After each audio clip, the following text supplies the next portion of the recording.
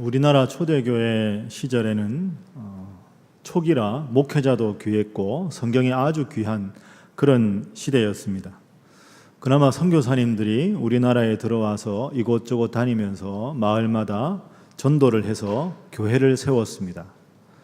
그런데 목회자도 없고 성경도 부족하고 선교사님 숫자도 절대로 부족하다 보니까 선교사님께서 마을에 전도해서 예배당을 하나 만들면 그 예배당에서 매주 예배를 드리는 게 아니라 또 다른 마을에 가서 전도해서 예배당을 만들고, 그래서 선교사님이 순회하면서 이렇게 예배를 드립니다. 자, 그러다 보면 선교사님은 한 교회를 몇 달에 한 번 이렇게밖에 오실 수가 없죠. 그럼 교회는 세워졌고 목회자가 없고 선교사님도 안 계신 그런 상황에서는 그 마을에 하나님을 비교적 잘 믿고 하나님 말씀에 대해서 좀 더 조예가 깊은 평신도를 택해서 평상시에 선교사님을 대신해서 설교도 하게 하고 교회 일을 돌보게 했습니다. 그랬던 평신도 지도자들을 그때 당시 용어로 조사라고 불렀습니다. 지금부터 제가 말씀드릴 사항은 일례는 실제 당시에 있었던 이야기입니다. 경상북도 아주 산골에 작은 예배당이 마을에 세워졌습니다. 선교사님 몇 달 만에 방문을 하니까 이제 주일날 오전 예배를 우리처럼 드리고, 당시에는 주일 저녁 예배가 있었으니까 저녁 예배 드리러 성도들이 모였습니다. 그때 당시에 전기불이 없죠. 호롱불을 켜고 이제 두꺼운 그 돋보기 안경을 쓴 조사께서 성경을 읽는 겁니다. 그분이 성경을 읽으면 다른 분들은 성경이 없으니까 듣기만 하는 거죠. 그런데 그 희미한 호롱불에 이 조사께서 돋보기를 연신 초점을 맞췄는데도 잘 안 읽어지는 겁니다. 그날 설교 본문은 시편 23편이었습니다. 여호와는 나의 목자시니 내가 부족함이 없으리로다. 그런데 그 본문을 읽는데 조사께서 아주 떠듬떠듬 호롱불에 겨우 비춰가면서 읽는 겁니다.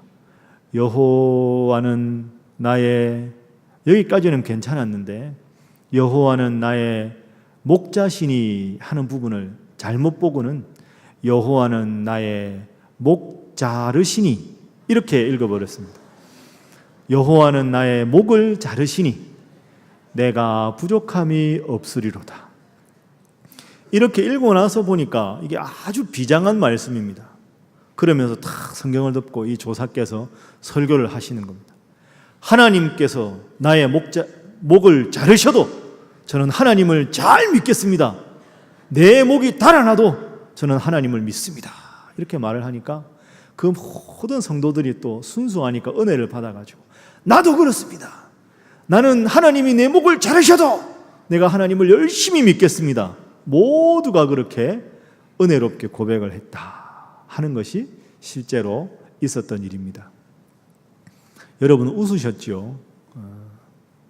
어떻게 그렇게 잘못 읽었을까 싶기도 한데, 또 한편 생각해 보면 참 무모하지만, 그리고 성경에 대한 깊은 이해는 없었지만 그분들의 신앙이 참 훌륭한 신앙이라는 생각이 듭니다. 하나님이 내 목을 자르셔도 저는 그 하나님을 부인하지 않겠습니다. 이른바 목숨 걸고 하나님을 믿는 신앙의 야성입니다. 여러분 한번 속으로 대답해 보십시오. 여러분은 이런 신앙의 야성이 얼마나 남아 있으십니까? 예수 이름만 듣고 하나님 이름만 들어도 가슴이 막 설레고 내 눈에 눈물이 나던 그런 신앙의 야성, 주님 위해서면 내 목숨까지 바치겠다는 그 야성이 오늘 우리에게는 얼마나 남아 있는가? 하나님을 믿고 하나님을 믿기에 오늘 이 자리에 나왔지만 과연 하나님은 나에게 어떤 분인가? 깊이 우리가 생각할 만한 그런 주제라고 생각합니다. 오늘은 이런 신앙인으로 가지는 근본적인, 주님이 나에게 어떤 분인가, 예수를 믿는 내가 이 세상 속에 어떤 삶의 태도를 가지고 살아가야 하는가, 이런 근본적인 질문을 본문을 통해서 한번 살펴보도록 하겠습니다. 먼저 오늘 본문 말씀은 말씀과 함께를 늘 읽으신 분들은 익숙하시겠지만 말씀과 함께를 매일 하지 않으시는 분들은 좀 생소한 본문이시리라 생각해서 이 본문의 배경을 잠시 말씀드리겠습니다.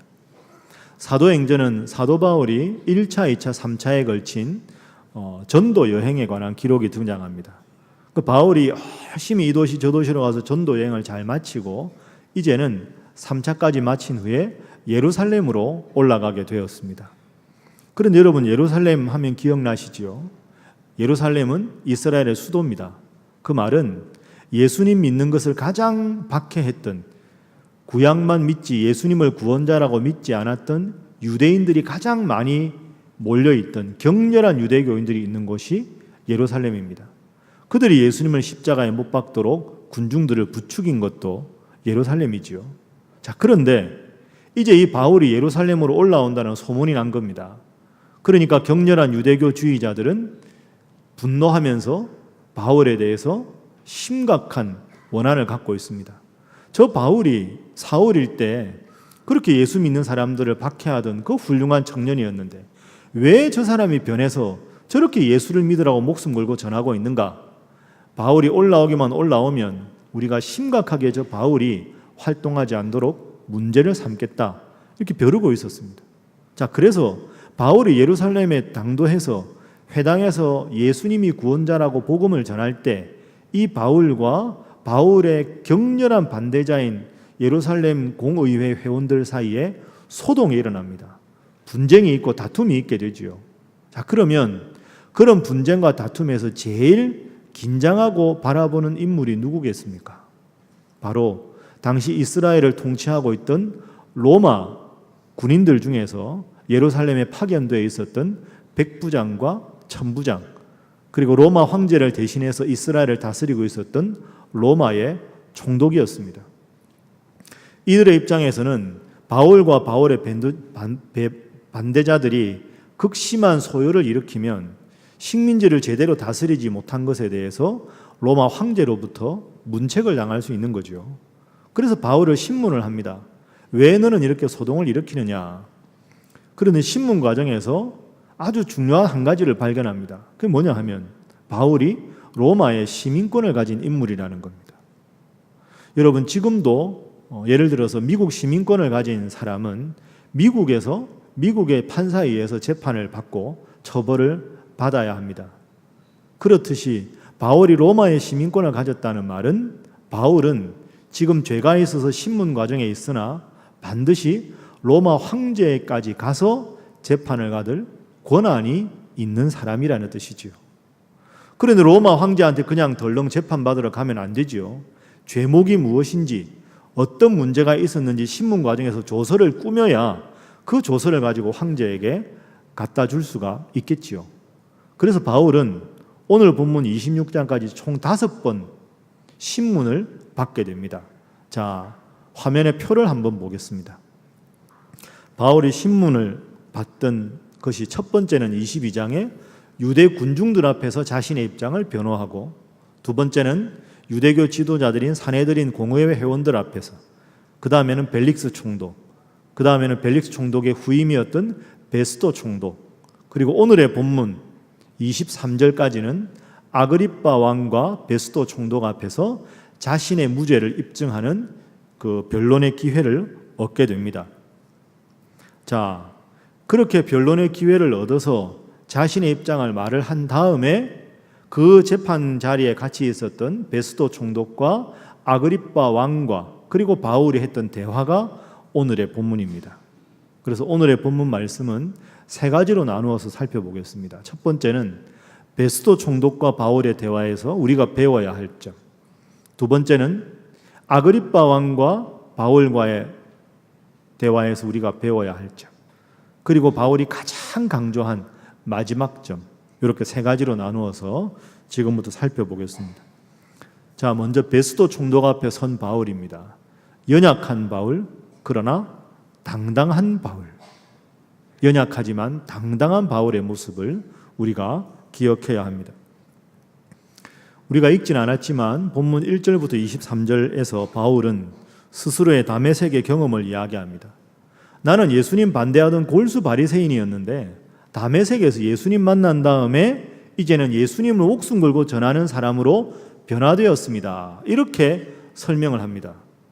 그 설명을 다 들은 다음에 로마의 총독 베스도가 그 바울의 변론에 대해서 평가하는 구절이 바로 24절, 우리가 오늘 읽은 첫 번째 구절입니다. 자, 우리 24절 말씀 화면 보면서 우리 함께 읽어보겠습니다. 시작. 바울이 이같이 변명하매 베스도가 크게 소리내어 이르되 바울아 내가 미쳤도다. 내 많은 학문이 너를 미치게 한다 하니 아멘. 바울아 너 미쳤구나. 너 많은 학문을 배웠다고 하는데 많은 학문 때문에 넌 미친 것이 틀림없다. 이렇게 지금 바울을 향해서 꾸짖고 있습니다. 물론 여러분 베스도 총독의 말처럼 바울은 배운 것이 많은 사람입니다. 히브리인 중에 히브리인이고 바리새인이고 베냐민 집하고 로마 시민권을 가지고 있었고 그리고 무엇보다 당대 최고 석학이었다는 가말리엘의 문화생이었습니다. 바울만큼 많은 것을 갖춘 인물이 없습니다. 그만큼 지식적으로 풍요로운 사람이었습니다. 그런데 왜 베스도 총독은 그것 때문에 너는 미쳤다 이렇게 말을 했을까요? 1절부터 23절까지 바울이 베스도 총독 앞에서 했던 변론을 보면 세 가지로 요약할 수 있습니다. 첫 번째는 나는 다메섹에서 예수님을 만났습니다. 두 번째, 그 예수님께서 부활하셨습니다. 세 번째, 부활하신 예수님과 제가 함께 대화를 나누었습니다. 그런데 여러분, 이 세 가지는 논리적인 표현이 아닙니다. 예수님은 죽었습니다. 그런데 어떻게 죽은 사람이 부활할 수 있느냐? 베스도 입장에서는 이해가 안 가는 거죠. 부활한 사람이 바울을 만나서 대화했다. 이것도 이해가 안 되는 겁니다. 상식이라는 범주로 바울의 말을 분석을 해보니 베스도 총독 입장에서는 바울의 말은 전부 초자연적인 기적에 해당되는 말입니다. 그러다 보니까 너 미쳤다. 공부를 너무 많이 해서 너 정신이 좀 이상하게 된 것 같다. 이렇게 말을 한 것이지요. 자, 그 말을 듣고 나서 바울이 베스도 총독에게 말합니다. 25절 말씀 화면 보겠습니다. 25절에 바울이 이렇게 말합니다. 각하여 내가 미친 것이 아닙니다. 저는 참되고 온전한 말만 지금 하고 있습니다. 자신의 입장을 아주 당당하게 그 로마 총독 앞에서 밝힙니다. 자, 여러분, 이 베스도 총독하고 이 바울하고 재판하는 그 광경을 한번 상상을 해보십시오. 대리석으로 아주 잘 지어진 크고 웅장한 총독의 집무실이 지금 재판장으로 쓰이고 있습니다. 25장에 보면 그 재판정의 제일 높은 상단에 로마 황제를 대신하는 로마 총독 베스도가 위엄을 갖추고 앉아 있습니다. 그리고 그 바로 옆에는 그 당시 그 지역을 다스리는 유대왕, 이 유대왕 아그리빠가 새로 총독으로 부임한 것에 대해서 베스도에게 인사하기 위해서 방문했습니다. 그 베스도 총독 옆에는 바로 그 아그리빠 왕이 앉아 있습니다. 그리고 그 곁에는 가이사랴에 있는 수많은 유력한 사람들이 배심원 자리에 앉아 있습니다. 이렇게 권세 있고 위엄 있는 로마의 총독, 유대의 왕, 그리고 수많은 귀족들이 재판장의 상단에 딱 위엄 있게 늠름하게 앉아 있습니다. 그런데 그들에 비해서 아주 외모가 작고 연약해 보이는 사람 한 사람이 피고인석에 앉아 있습니다. 그 피고인석에 앉은 사람이 바로 사도 바울입니다. 사도행전 24장 27절에 보면 이 바울은 오늘 이 가이사랴 재판관에게 신문을 받기 전에 2년간 감옥에 갇혀 있었습니다. 미결수의 신분으로. 특별한 죄목이 발견되지 않았는데 2년간 감옥 속에 갇혔다가 오늘 이 재판을 받는 거죠. 그런데 사도 바울이 갇혔던 그 감옥은 지하 감옥이었습니다. 평평한 바위에다가 사람 하나 들어갈 수 있는 구멍을 뚫어서 저 아래쪽까지 구멍을 뚫어서 그 지하에다가 사람 누울 정도 공간을 만든 지하 감옥에서 바울이 2년을 지냈습니다. 그래서 바울이 그 지하 감옥에 갇힐 때 계단도 없고 사람 하나 들어갈 수 있는 공간밖에 없으니까 어떻게 지하 감옥에 가두었겠습니까? 바울의 몸을 밧줄로 묶은 거죠. 묶어서 위에서 사람이 줄로 바울을 달아내리면 바울이 그 밑에 갇혀 있는 겁니다. 바울이 가끔씩 지하 감옥에서 올라올 때는 다시 밧줄을 내려서 몸을 칭칭 감게 하고 위에서 밧줄을 잡아 올리면, 끌어올리면 바울이 올라오는 거죠. 여러분, 그 지하 감옥이 햇볕이 안 드니까 껌껌했겠지요. 지중해 가니까 얼마나 습했겠습니까? 그리고 바위를 뚫어 만들었으니 얼마나 추웠겠습니까? 여러분 생각해 보십시오. 거기 며칠 지낸다는 게 얼마나 고생일까요? 햇볕도 들지 않고 대화할 수 있는 사람도 없고 습하고 무섭고 침침한 그곳에서 바울은 무려 2년을 지냈습니다. 그렇게 2년을 지내다가 어느 날 밧줄이 내려와서 밧줄을 몸에 칭칭 감고 올라와 보니 새로 부임한 로마 총독 앞에서 다시 재판을 받는다는 겁니다. 재판장에 딱 입장했을 때 그 위풍당당한 로마의 총독 아그리빠 왕 그리고 가이사랴에 내놓으라는 귀족들 앞에서 재판을 받고 있습니다. 그런데 자신은 행색이 아주 초라했지요. 볼품없고 힘없고 머리가 많이 빠지고 먹는 것도 부실하고 얼굴에는 깊은 주름이 가득하고 몸은 무척이나 많이 야위였을 겁니다. 거기다가 이렇게 사슬에 매여 있으니 얼마나 스스로가 초라해 보였겠습니까? 그런데도 바울은 2년 만에 그들을 만났는데 그들 앞에 당당하게 외쳤습니다. 예수님은 부활하셨습니다. 그분이 나를 만나주셨습니다.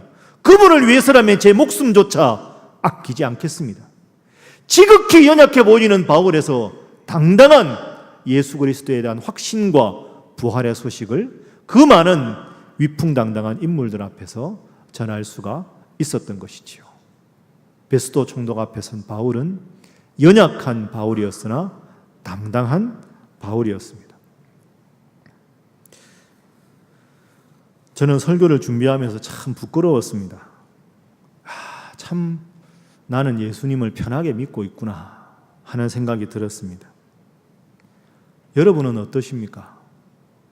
제가 묘사해드린 그 지하 감옥, 그 감옥에서 2년을 있다가 나왔는데 어떻게 어제 예수님을 다메섹에서 만난 것처럼 그렇게 생생하게, 그렇게 당당하게 예수님의 이름을 전할 수 있었을까요? 얼마나 바울이 예수님을 사랑하던 사람이었는지. 연약한 바울이나 그러나 눈빛이 살아있는 당당한 바울의 모습입니다. 우리는 지하 감옥에 비록 갇혀 있지 않지만 그 어떤 상황에서도 바울처럼 당당하게 예수님이 나의 구원자라고 외칠 수 있는 우리 사랑하는 신일의 모든 성도들 되시기를 주님 이름으로 부탁합니다. 우리 옆에 분들과 인사 한번 하겠습니다. 당당한 신앙인 되시기 바랍니다. 자, 이제 두 번째 장면으로 넘어가겠습니다. 첫 번째는 바울과 베스도 총독과의 대화입니다. 그런데 오늘 본문 27절, 26절부터 29절에 보면 이제 이번에는 아그리빠 왕과 바울이 대화한 내용이 나옵니다. 바울의 모습은 전곡을 찌르는 질문, 지혜로운 바울의 모습입니다. 말씀드린 대로 베스도가 그 지역을 다스리기 위해서 로마 황제를 대신해서 다시 총독으로 부임했기 때문에 그 지역의 아그리빠 왕은 새로 부임한 베스도 총독에게 인사차 방문을 한 겁니다. 그런데 베스도 총독이 와서 보니까 자기가 당장 바울을 재판해야 되는데 로마의 총독이 유대교에 대해서 잘 모르지요. 재판을 정확하게 하기 위해서 이걸 어떻게 해야 되나 생각하고 있는데 마침 그 지역을 다스리는 유대교의 가장 정통한 인물 중에 하나인 아그리빠 왕이 자신에게 인사차 방문한 겁니다. 그러니까 베스도 총독이 아그리빠 왕에게 부탁을 한 거겠지요. 내 옆자리에 좀 앉으시오. 그래서 이 죄수를 내가 재판하는데 내가 유대교 잘 모르니까 당신이 정확하게 판단하는데 도움을 좀 주었으면 좋겠습니다. 실제로 아그리빠 왕은 당시 기록에 의하면 유대교의 아주 정통한 인물이었습니다. 유대교의 가장 중요한 센터인 성전의 후견인이었고 대제사장을 임명할 권한을 가진 막강한 영향력을 가진 그런 인물이었습니다. 자, 그래서 이제 베스도 총독 옆에 아그리빠 왕이 딱 앉아 있습니다. 그랬을 때 바울이 그 아그리빠 왕을 보고 왕에게 질문을 하나 합니다. 짧은 질문이지만 매우 중요한 질문입니다. 27절 말씀. 자, 우리 화면 보면서 함께 읽어보겠습니다. 시작. 아그리빠 왕이여 선지자를 믿으시나이까? 믿으시는 줄 아나이다. 아멘. 아그리빠 왕에게 아주 짧은 질문하죠. 아그리빠 왕이여 선지자를 믿으시나이까? 이게 무슨 뜻일까요? 선지자의 예언은 구약 말씀입니다. 그러니까 구약의 선지자들의 말씀이 하나님 말씀임을 믿으십니까? 이런 뜻입니다. 그러면 이 아그리빠 왕이 어떻게 대답하겠습니까? 당연히 믿는다고 대답할 수밖에 없습니다. 유대교의 가장 정통하다는 말은 구약을 하나님 말씀으로 믿는다는 뜻인데 그가 선지자들의 말을 믿지 않을 턱이 없습니다. 그러면 아그리빠 왕은 당연히 왜 그런 쉬운 질문을 하느냐? 나는 선지자들을 믿는다. 이렇게 대답할 수밖에 없었을 겁니다. 그런데 바울이 아그리빠 왕이 만약에 나는 선지자를 믿는다라고 대답하면 이렇게 반문했을 겁니다. 그렇다면 구약이 하나님의 말씀이고 선지자의 말씀이 하나님의 분명한 말씀이라면 구약의 그 많은 선지자들이 신약에 예수께서 메시아로 오실 거라고 말씀을 하셨는데 왜 예수를 증언하는 제가 잘못이란 말입니까? 예수님의 하나님의 아들로 증언하는 것이야말로 분명한 성경적 기준에서 맞는 것 아닙니까? 제가 왜 이 재판장에 있어야 합니까? 이 질문을 반문할 것이 뻔합니다. 그래서 바울이 다시 말하는 거죠. 선지자들을 믿으시나이까? 대답을 기다리지도 않고 믿으시는 줄을 제가 이미 알고 있습니다. 자, 이렇게 스스로 묻고 스스로 대답한 바울을 보고 이 아그리빠 왕은 깜짝 놀랐을 겁니다. 그리고 28절 말씀에 반응을 보입니다. 자, 28절도 화면 보면서 함께 읽어봅니다. 시작. 아그리빠가 바울에게 이르되 내가 적은 말로 나를 권하여 그리스도인이 되게 하려 하는도다. 아멘. 바울이여, 내가 나의 진심을 꿰뚫어 보고 있구나. 피해갈 수 없는 질문으로 내가 가진 신앙의 정당성과 이 재판의 부당성을 한 번에 해결하는구나.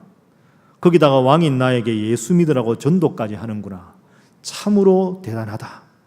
이런 모든 말이 다 표현되어 있는 것이 내가 적은 말로 나를 예수를 믿게 만드는구나 하는 대답입니다.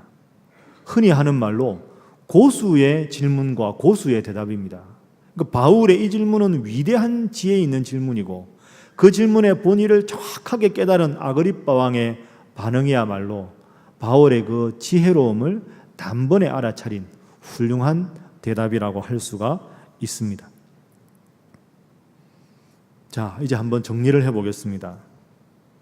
바울은 베스도 총독 앞에서는 지하 감옥에 2년이나 갇혔던 연약한 사람이었으나 예수님을 증거하는 당당한 사도였습니다. 그리고 아그리빠 왕 앞에서는 단 한 가지 질문, 그러나 전곡을 찌르는 질문으로 아그리빠 왕 앞에서 자신의 무죄와 기독교 신앙을 동시에 촉구하는 매우 지혜로운 사도였습니다. 연약했지만 당당한 사도 바울, 전혀 주눅들지 않고 지혜롭게 행동했던 사도 바울, 이 사도 바울이 드디어 자신의 가슴 속에 꼭꼭 숨겨놓은 비장의 카드, 가이사랴의 그 대단한 위용을 가진 베스도 총독과 아그리빠 왕, 부릅뜬 눈으로 자신을 지켜보는 유대인들, 그리고 가이사랴의 높은 지위에 있는 사람들에게 큰 소리로 가슴 속에 있는 이야기를 당당하게 외칩니다. 그 중요한 구절이 오늘 핵심 구절 29절입니다. 자, 29절 마지막으로 한 번 더 함께 읽어봅니다. 시작. 바울이 이르되 말이 적으나 많으나 당신뿐만 아니라 오늘 내 말을 듣는 모든 사람도 다 이렇게 결박된 것 외에는 나와 같이 되기를 하나님께 원하나이다 하니라. 아멘. 한번 따라하겠습니다. 나와 같이 되기를. 다시 합니다. 나와 같이 되기를. 바울이 이렇게 말합니다. 나와 같이 되기를 원합니다. 내가 지금 결박당한 것 외에는 여러분 모두가 나와 같이 되었으면 좋겠습니다. 이렇게 지금 당당하게 외치고 있는 거죠. 여러분, 우리가 보통 자녀를 위해서 기도할 때 하나님 공부 잘해서 출세해서 높은 지위에 올라가서 큰 영향력을 끼치고 많은 사람들에게 존경받는 인물 되게 해달라, 이렇게 기도합니다. 근데 그 기도로 비추어서 아까 제가 묘사해드린 재판장의 모습을 생각해 보십시오. 저 낮고 낮은 자리에 사슬에 묶여있는 가냘픈 한 죄수가 있습니다. 그리고 재판장의 저 높은 상석에는 총독이 있고 왕이 있고 귀족들이 있습니다. 그렇다면 우리의 상식적인 그런 기도라면 이렇게 기도하겠죠. 하나님, 저 사람과 같기를, 저 사람같이 될 수 있기를, 우리 자녀 중에 총독이 되고 왕이 되고 귀족이 될 수 있기를, 우리는 흔히 그렇게 기도할 수 있습니다. 그런데 저 낮고 낮은 자리에 있는 바울은 저 상석에 있는 당신들이 나와 같이 되기를, 이렇게 역설적으로 기도하고 당당하게 외치고 있습니다. 바울의 외침은 이런 것입니다. 로마의 총독도 나처럼, 아그리빠 왕도 나처럼, 저 곁에 선 귀족들도, 심지어 나를 죽이려는 저 대적자들도 다 나처럼 되게 해주소서. 이 얼마나 역설적인 선언입니까? 내가 믿는 예수, 나는 그분을 위해 목숨을 걸었소. 내가 비록 지하 감옥에서 2년을 지내 내 행색이 초라하나 그대들 보기에는 보잘것없으나 똑똑히 하시오. 나는 지금 이대로 죽어도 좋소. 내게는 저 영원한 천국이 기다리고 있어. 부디 그대들도 총독이든 왕이든 귀족이든 그대들의 그 짧은 인생, 그 인생 속에 찰나와 같은 돈과 권력에 목숨을 걸지 마시오. 왜 그렇게들 사시오? 나 비록 지하 감옥에 갇혀 있으나, 나 지금 비록 결박되어 있으나 나는 저 위대한 하나님의 자녀요, 나는 예수의 이름에 목숨을 걸었소. 그래서 나는 지금 너무나도 행복하오. 그대들도 나와 같이 되기를. 이것이 바로 바울의 입장입니다. 여러분, 그렇습니다. 우리가 누군가에게 나와 같이 되라, 이 말하기가 참 어렵죠. 여러분 사랑하는 자녀들에게 나와 같이 되어라, 이 말하기 얼마나 어렵습니까? 예수 안 믿는 이웃 사람들에게 나와 같이 되어라, 어려운 말이지요. 심지어 오늘 본문에 재판장에서 피고가 재판관에게 나와 같이 되기를, 이 말은 불가능한 말입니다. 그러나 여러분, 이것을 아셔야 합니다. 재판장 베스도 총독보다 재판을 받는 바울에게 더 큰 기쁨이 있었습니다. 바울에게는 지금 죽어도 좋은 예수의 이름, 저 천국의 소망이 있었기 때문입니다. 예수의 이름의 위대한 능력을 모르다니, 저 천국이 있는지도 모르고 이 세상의 작은 명예와 권력에 탐하다니, 나와 같이 되기를, 나와 같이 예수를 따르기를, 나와 같이 저 영원한 천국을 믿을 수 있기를, 이렇게 바울은 지금 외치고 있습니다. 21절 말씀에 보면 사실 바울은 총독 베스도와 아그리빠 왕에게 미친 사람으로 보여졌습니다. 그렇지요. 영원한 저 천국을 바라보는 안목이니, 세상만 바라보는 안목만 가진 사람에게 미친 사람으로 보이는 것이 당연합니다.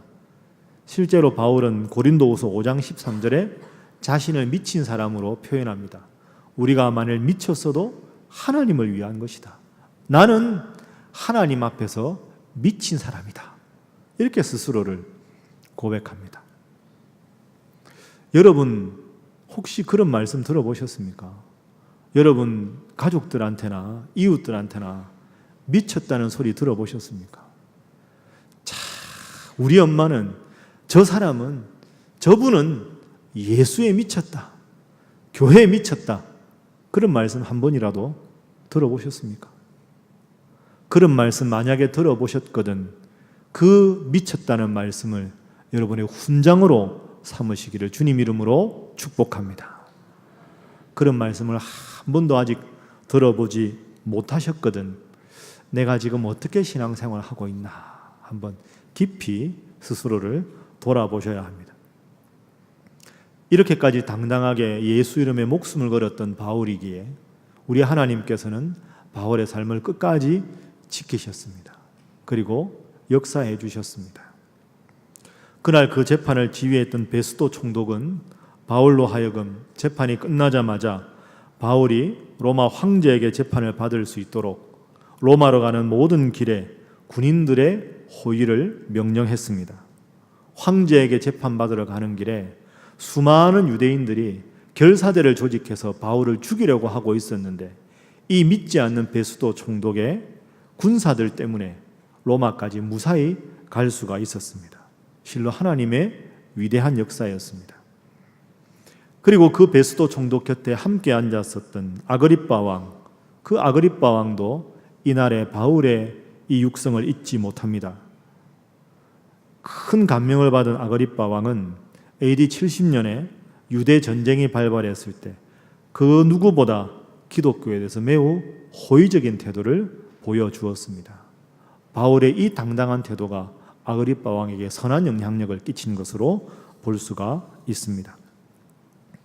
말씀을 정리하겠습니다. 사랑하는 신일의 성도 여러분, 오늘 본문의 바울의 모습은 우리의 신앙생활을 깊이 돌아보게 합니다. 과연 하나님의 사람이 어떠한 존재여야 하는가 생생하게 바울을 통해서 우리에게 비춰지고 있습니다. 여러분 지금 어떠십니까? 하나님을 사랑하던 그 신앙의 뜨거움을 그저 과거의 무용담으로만 치부한 채 그저 세월 따라 그저 식어져 버린 채로 신앙생활을 하고 있지는 않으십니까? 이번 여름에 휴가 계획은 세우셨을 텐데 하나님을 향해서 무뎌져 버린 내 신앙의 열정을 다시 회복하기 위해서는 어떤 계획을 세우셨습니까? 그리고 어떤 계획을 지금 실천하고 계십니까? 물론 새롭게 결단하고 하나님 앞에 바른 신앙의 모습을 회복하는 것이 쉽지는 않습니다.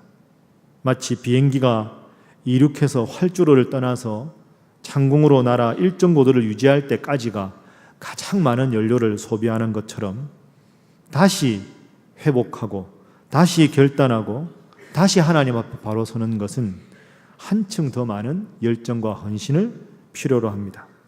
그러나 여러분 다시 한번 생각해 보십시오. 이 세상에서 가장 행복한 사람은 누구일까요? 죽음 앞에서도 죽음을 초연할 수 있는 사람, 지하 감옥이 2년이었지만 당당하게 예수 이름에 목숨 걸 수 있는 사람, 예수 이름 그 하나만으로 인생의 행복을 그곳에서 찾는 사람 아니겠습니까? 여러분 혹시 가난하다면 사도 바울처럼 이렇게 고백하십시오. 여러분 내가 가난한 것 외에는 나같이 되십시오. 실패를 많이 경험하셨으면 이렇게 고백하십시오. 여러분 내가 실패한 것 외에는 다 나처럼 되십시오. 지금 비록 병들어 신음하고 계십니까? 여러분 병들어 신음하는 것 외에는 나와 같이 되십시오. 이처럼 당당하게 예수 이름에 목숨을 걸고 그분만으로 인생의 행복을 찾았던 바울 같은 그 신앙의 열정과 헌신을 회복하시는 사랑하는 신일의 모든 성도 되시기를 주님 이름으로 부탁합니다. 기도하겠습니다. 살아계셔서 지금도 저희를 살피시고 지키시는 하나님, 오늘 주신 말씀을 통하여 신실한 주님의 사도로 살아간 사도 바울의 모습에 비추어 저희들 스스로의 신앙을 돌아보게 해주셔서 감사합니다. 미결수의 신분으로 수많은 고관대작들 앞에서 미쳤다는 소리를 들으면서도 복음 앞에 당당했던 바울, 하나님 주신 지혜로 당당히 복음을 외쳤던 바울의 모습을 보니 주님 저희가 한없이 부끄럽습니다. 저희를 용서하여 주옵소서. 하나님, 저희도 바울처럼 주님을 순수하고 뜨겁게 사랑했던 그 사랑과 열정을 회복하게 하여 주옵소서. 그저 무감각해진 채로, 때로는 무감각해졌다는 것조차 잃어버린 채로 신앙생활하는 저희로 하여금 스스로를 깊이 돌아보게 하옵소서. 그리하여 주님 주신 그 사랑에 열정과 헌신으로 보답하는 바울 같은 저희 신일의 성도들 되게 하여 주옵소서. 예수님의 이름으로 기도하옵나이다. 아멘.